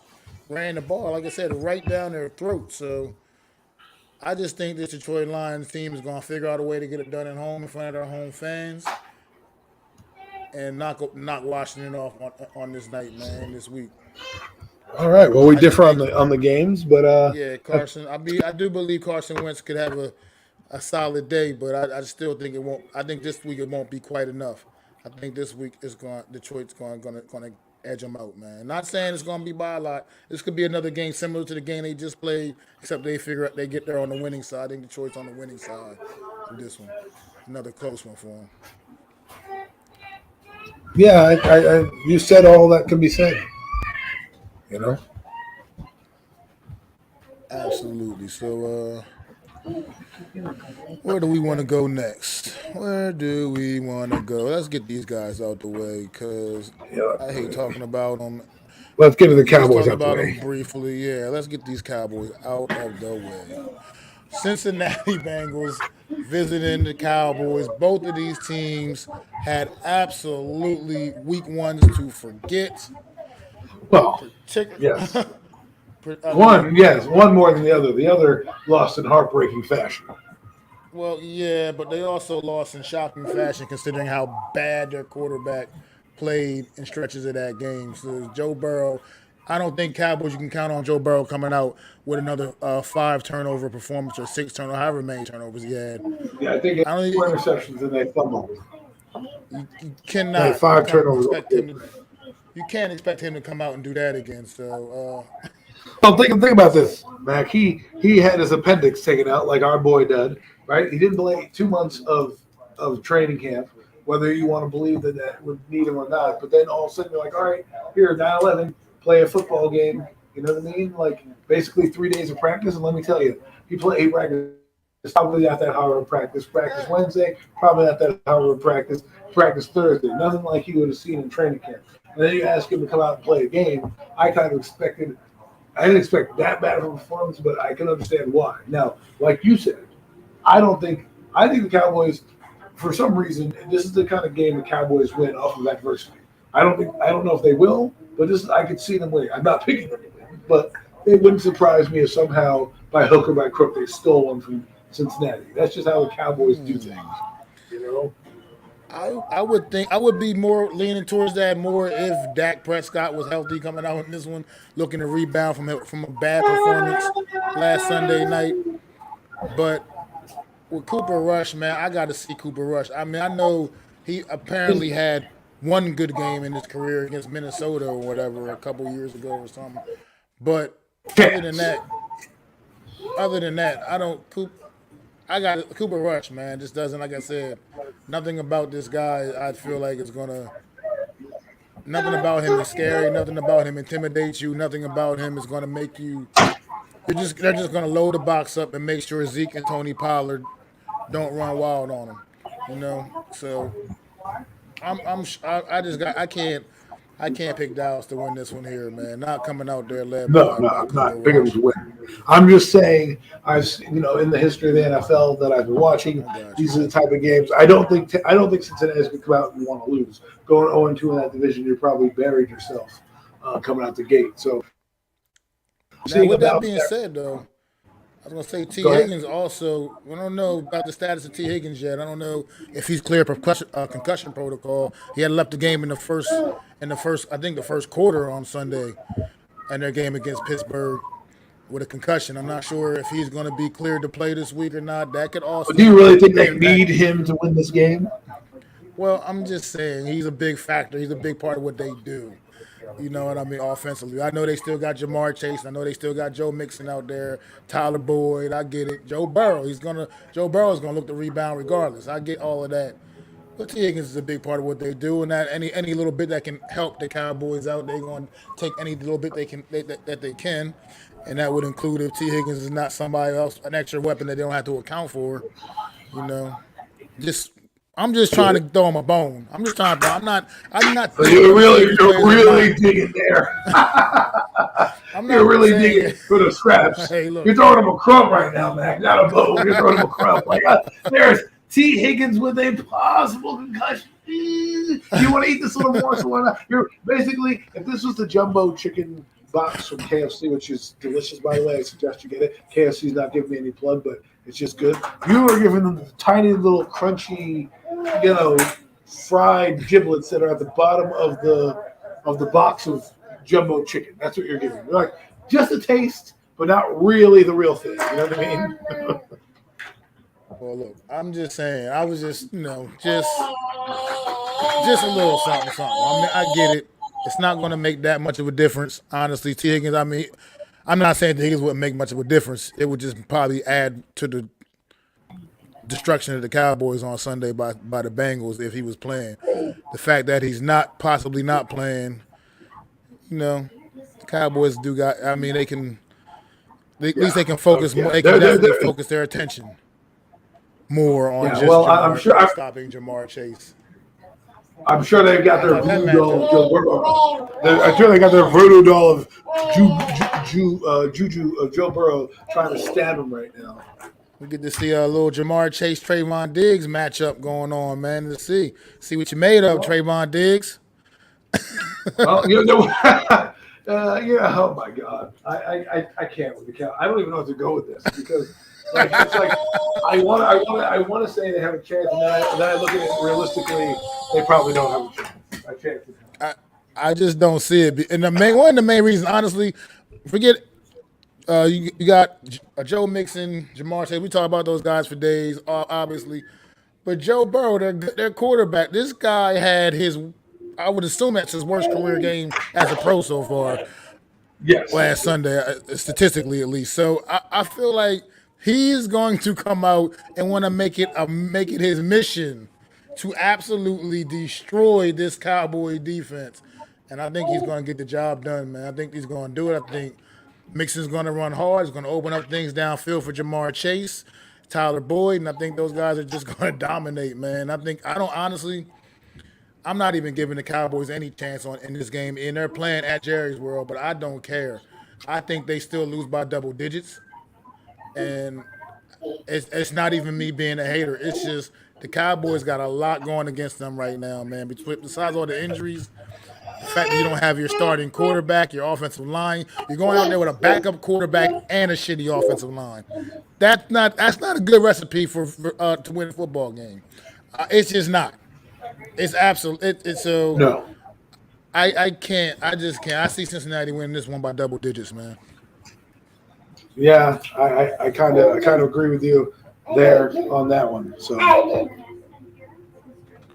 but yeah, we can get ready to go to Monday night, man, and the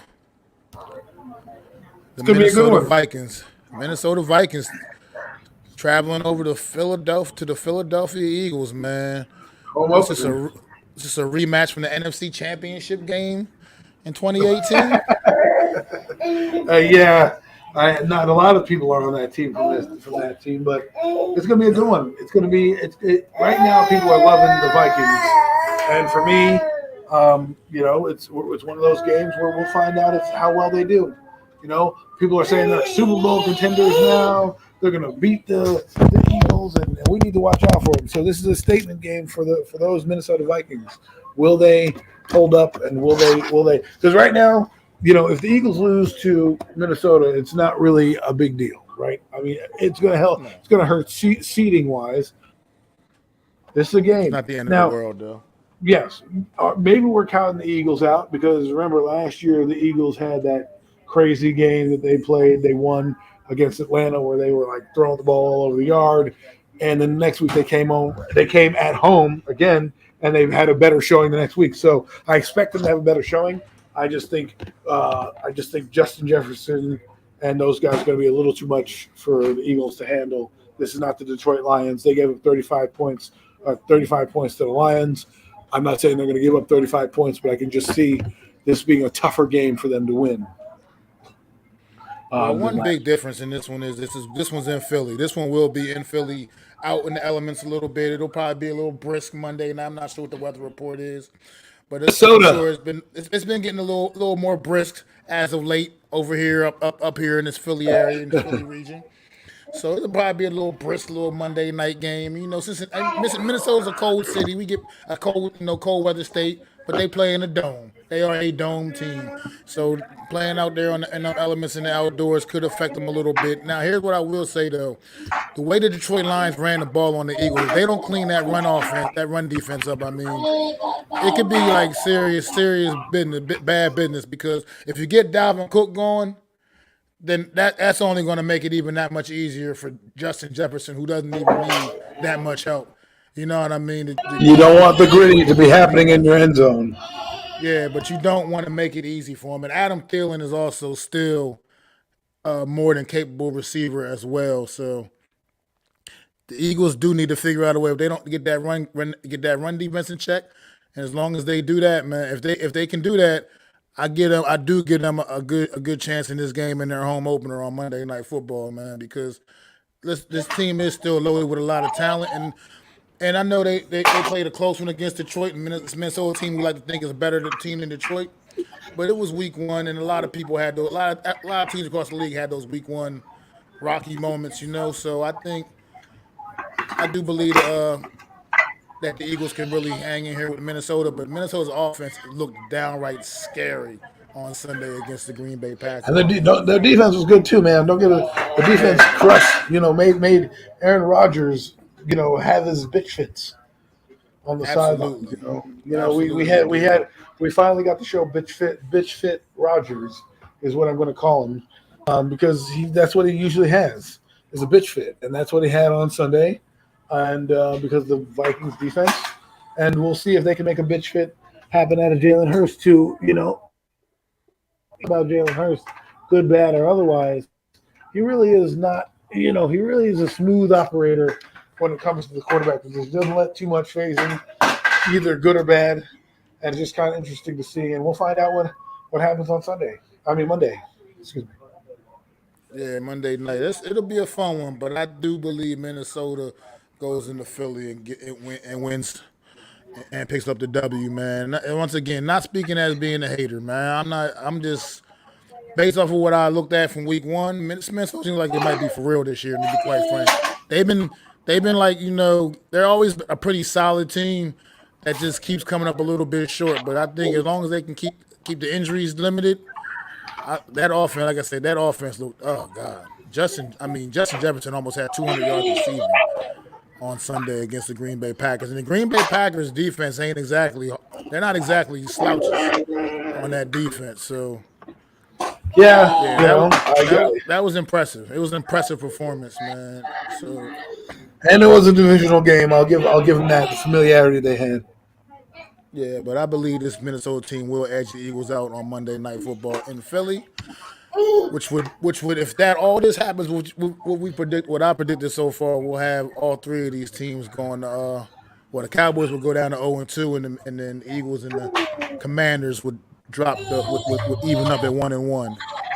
Which leaves one game left. Game left to discuss here, folks. And this is the Carolina Panthers coming up to MetLife Stadium for the New York Giants home opener in MetLife, 1 o'clock on Sunday. This is a team that the New York Giants absolutely destroyed a year ago. This is a bad New York Giant football team absolutely destroyed a year ago. And we coming off a big win in Tennessee, but this Carolina team has made upgrades all across their team. And we cannot be looking and thinking that this is some going to be some walk in the park. And we can't just believe that Carolina's going to come in and lay down for us. Baker Mayfield is hungry. Is going to be hungry. He's got a lot to prove, and he's going to go out there and try to take it to us, man. I agree with you there. I mean, look, they are a 58-yard field goal away from being 1-1. Okay, 58-yard field goal. Just like we're a 47-yard field goal away from being 0-1. Okay, so that's how close this game is. That they did the same thing the Giants did. It was a tale of two halves. Right, first half they were atrocious. Second half they came against a decent Cleveland team and roared back in the game. And Baker Mayfield in the second half looked like the reason why he was the first overall pick in 2018 draft. He was running the football. He was dialing up calls. He had a big deep pass to Robbie Anderson. That was a game. So the Panthers are going to bring it. They're going to bring it offensively. This is the first team we're going to see with a decent quarterback who we can't sleep on.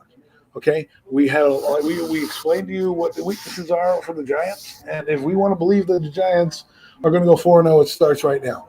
You got 3 home games in a row against teams that right now are on your level or a little below, right?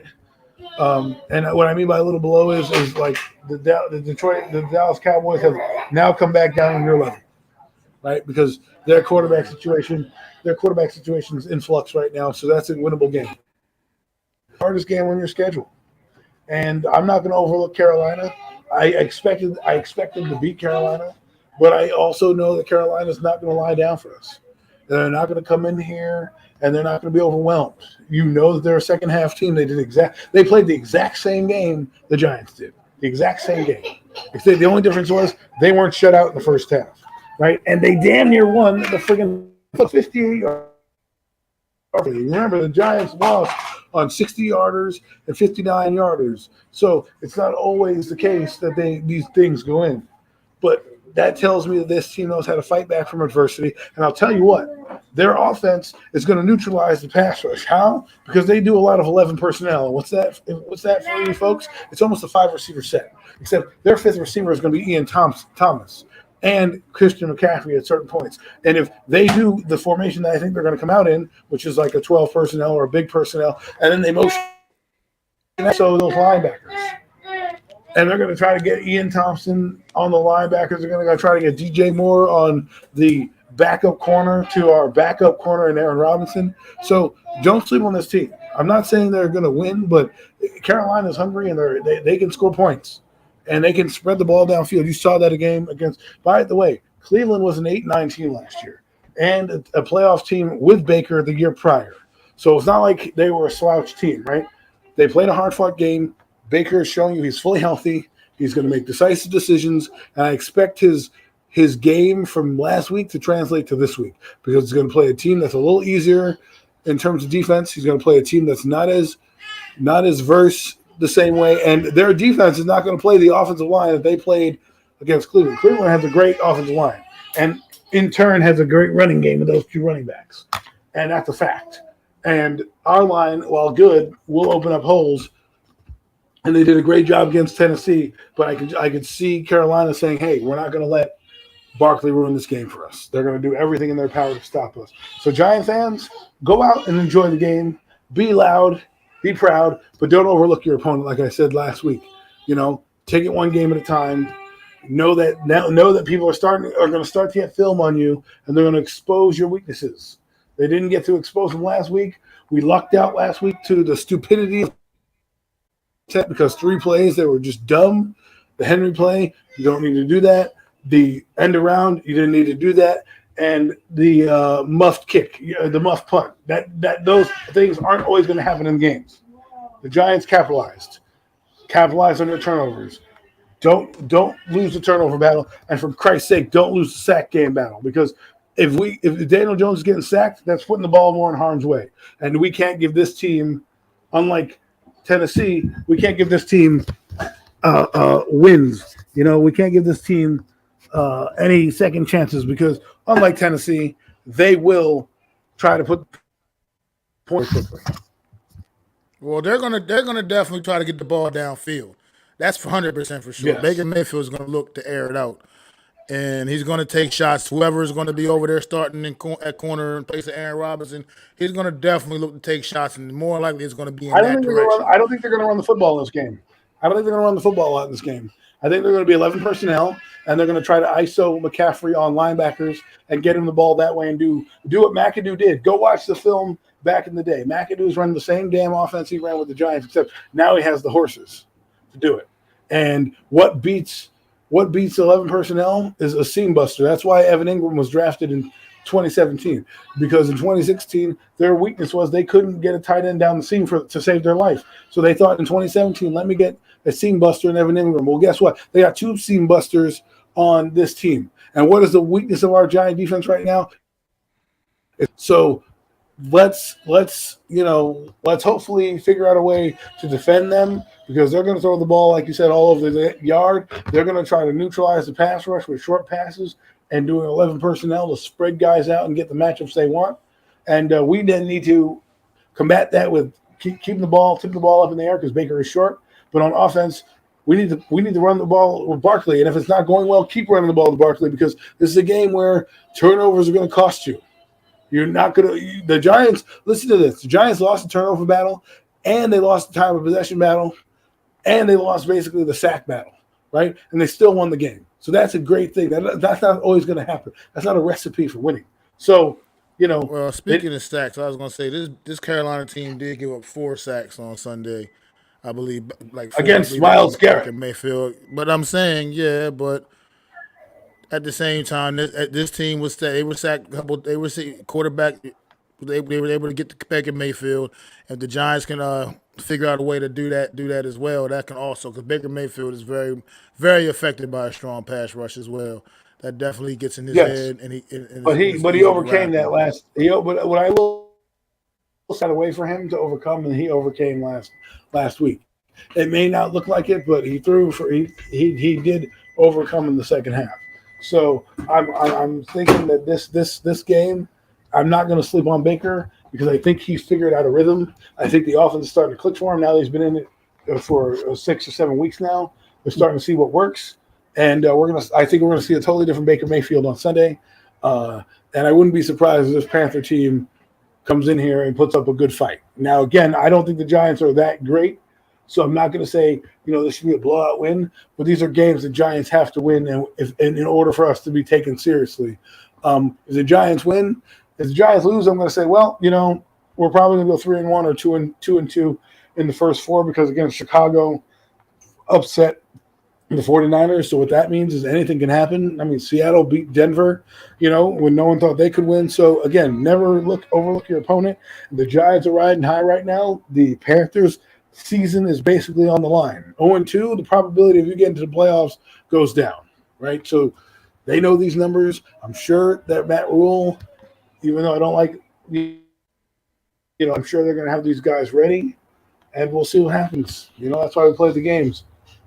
That's exactly why they play the games. But I do agree with you what you said about the. This is a game where we're not good enough to go out there and be like for me to sit here and say, oh yeah, we're gonna go out and just crush these guys and dominate them. You know what I mean? It could happen, but I'm not gonna. I wouldn't bank on that happening. I'll bank on the win. I think we can go out there on our home opener and get the job done. But it's gonna be a hard fought battle, like you said, and this is like you said. You got to win this game because this is one of those games where you look at these are the games you have to win against teams like against these Carolina type of teams. These because like the Tennessee game, okay, we were gifted that one. That wasn't really one of those expected games to win. We went out there, we got the job done. That's great job. But now this Carolina team, we can't have a letdown against a team like Carolina. We got to go out there and be able to handle a team that's. I'm not necessarily going to say we're better than them, but at the same but we're on the level. We're on par. We're if you're grouping up the teams in the NFL, we'd be in that same group with like the Carolina Panthers. You know what I mean? Like if you were like putting the teams on tiers, we'd be on that same tier with the Carolina Panthers. So with that same thing with Chicago, Atlanta, those teams. Yeah, because look at it, the Giants finished 5th in the draft. Chicago finished 7th. Carolina finished 6th. It means they were better than us, right? However way you want to slice it record-wise. So these are the teams we got to win. So this game on Sunday is a huge game for both teams, more so Panthers than the Giants, but the Giants can't take the opponent lightly, nor can they do what their fan base is doing and what my dumbass is doing is say, we're going to go 4-0 because guess what? Anything can happen. That's why the ball is not round. It's oval, and sometimes the oval doesn't bounce your way. So you need to make sure you got yourself buttoned up. The Giants played damn near perfect half and has some big plays we didn't see last year. I think that was the difference between last year's team and this year's team. A couple explosive plays. We never really got those in games. And then here, the other thing that I'm worried about is, like I said, Baker I know the pass rush is going to do it, but if we only have one out of the two guys, it'll be good, but we'll see what happens, man. Like I said, there's ways to neutralize it. They're going to try to open this field up and make it wider so the throwing lanes are nice and easy for Baker Mayfield. And if Baker Mayfield plays a clean game, Giants are in trouble. Because I think the Carolina defense can if they get the Giants in 3rd and long, can attack Daniel Jones and make him uncomfortable. Well, one thing what I like about the Giants in this upcoming matchup is. This is what they showed me against Tennessee, man, is that this team has heart again. Heart and fight. And this team ain't going to quit. It's not going to lay down. I'm going to keep battling until the double zeros on the clock, man. You know what I mean? Yeah. So that's one thing I saw. We now discovered, remember all we were saying, we don't know what this New York Giants team is. We don't know what they're going to actually be. We don't know what their kind of identity is. We know that this team has heart now. We know this team has fight in them. Like I said, last year, the way that Tennessee Titan game went, 13-0 at halftime, this team would have quit at halftime with just down 13-0 a year ago. And we're not seeing that kind of New York Giant team no more. I feel like if we got and I feel like a team like that always has a chance, man. And I think I'm not going to say, like I said, I'm not predicting a blowout. I'm predicting a win, though. I'm predicting we're going to get in there on our home opener and give our home fans something to cheer about and get the job done against the Carolina Panthers on Sunday, which would then put us into first place all by ourselves if my predictions come true. Yes, and we'll see. Like I said, we'll see what happens. I'm cautiously optimistic. I'm proceeding with caution, as they say, because again, this is a game where we stole one from the football gods. The football gods are going to owe us one. Right, this is one of those games I can see the Giants, just because fluky things happen with the Giants sometimes. So if any of the games I see them losing in the next three, it's this one. I don't see them losing. I shouldn't see them losing to Detroit. Not Detroit. Excuse me, the Cowboys right now, week 3. Even though it's a divisional game, but this game, even though I know I think they're going to win. This is one of those games I can also see them, having a tough time with. Just because defensively, what happens is wins mask all the warts, right? So we don't really know how good we are. We don't really know how bad we are, and we saw some weaknesses that got exposed a little bit, and teams are going to start to expose them when we get more film going. So let's hope that Carolina is still in their funk, but they're going to be a feisty team come Sunday. It should be a fun matchup. Get your popcorn ready. It should be a heck of a time. Well, like this past Sunday, obviously Saquon Barkley put this team on his back. I believe this Sunday we will see a lot more Kadarius Toney, and he will be the X factor. And I'm going to predict one more crazy prediction, is that this is going to be the week that Kenny Golladay scores his first touchdown as a New York Giant. And it's already been long overdue, but I got this weird feeling that this is going to be the week he scores his first touchdown as a New York Giant. See, your weird feeling is my weird feeling that this is the game where they, kind of get a little full of themselves and let one slip because Giants don't do well with prosperity, no matter what coaching staff they've been with. So, I was hoping the Giants were going to open as underdogs, but of course they didn't. So let's just hope that their luck has changed for the better, and they'll go forward and win this game, like I said. Yeah, after beating the Titans, man, I didn't think it was any way we were going to be underdogs to Carolina at home, man. So, and we are 2-point favorites in this one, but I don't pay attention to any of that stuff. I do think this is going to be about a 2 or 3 point game, to be quite frank. So I do like the Giants this week in a close nail biter, man. But I think we find no more nail biters, Mac, man. Well, not nail biters, but you know what I mean. It's going to be a close game, a hard fought battle. I think. You just got two young teams, two hungry teams, man, looking to get their season going, man. Get their season going good. Giants off to a good start.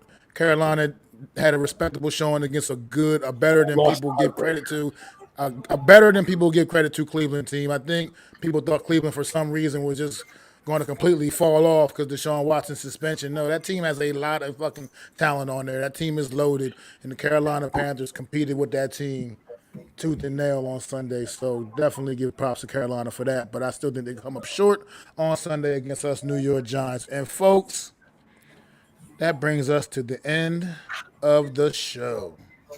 And I hope you all enjoyed it this week, man. Another edition of the Real Deal NFC East Roundup. Let them know, Adam, where they can find you, man, this week. Well, they're going to find me all over the place because I love this team. My name is Adam Costas. You can find me on YouTube. I do the hurry up. I give my analysis of post games, pre-games, and all that stuff. And I'm on the Real Deal NFC East Roundup with my man here, Mac. And then we do Premium Takes. Premium Takes is taking a bit of a hiatus right now due to some scheduling. But that show is near and dear to our hearts, and we'll be coming back at some point within this year, within this calendar year, as we get things going. So that's where you can find me.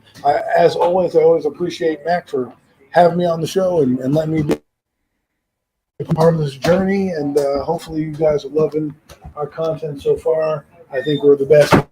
We're the best YouTube show that's on YouTube. I know that's selfish to say, but hey, I got to believe in myself, my guy here. So, hey, that's right. If the Giants can go 1-0 and people think we can win 11-6 and be all that nonsense, then I think we're the two best content creators on YouTube. How about that? Catch me outside. Absolutely. How about that? Catch me outside. How about that? But yeah, like my man said, Adam, man, I always appreciate you, man. Great show tonight too, brother. And yeah, definitely, I'm MacDaGiantsFan. You catch me on Sunday mornings, man. You catch my True Blue preview right before the game at 12 o'clock noon. Also, immediately following each and every New York Giants game, you can catch me on the True Blue Aftermath live stream live stream reaction immediately following every New York Giants game. So you can definitely catch that on this Sunday as well. And as Adam just said, each and every Wednesday evening, 5:30 Eastern Standard Time. Catch me and Adam right here dropping the real Deal NFC East Round-Up Packs. I'd like to thank you all for listening. If you was feeling this, please take time to subscribe and smack them likes. Feel free to drop a comment. Let me know what you think. Don't forget to ring that bell so you know when I'm dropping new content. It's your boy, MacDaGiantsFan. You can find me on Twitter, YouTube, and Facebook at MacDaGiantsFan. That's MacDa Giants Fan.